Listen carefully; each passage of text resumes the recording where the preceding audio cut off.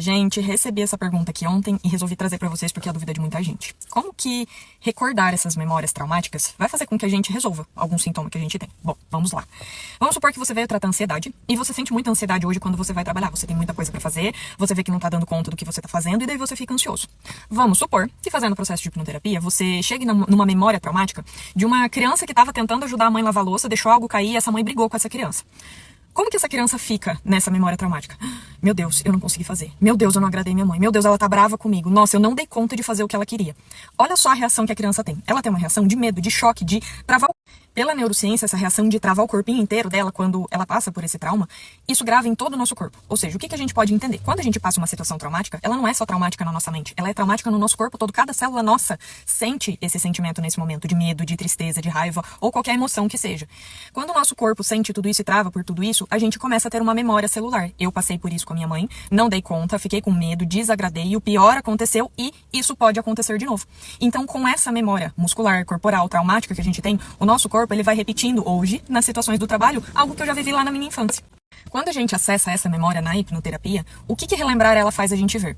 Uma criança, quando olha pra isso, ela tem uma visão. Desagradei minha mãe, o pior aconteceu, ela tá brava comigo, eu não dei conta. Quando a gente olha com a visão de adulto, como que a gente olha pra isso?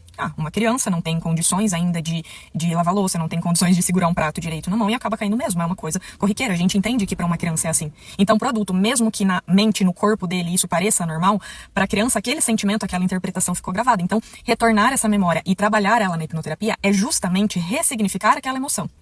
Trazendo essa memória, isso faz com que a gente possa fazer o quê? Primeiro, fazer a liberação emocional que aquela criança não conseguiu fazer naquele momento por não ter condições, por não saber como lidar com aquele sentimento.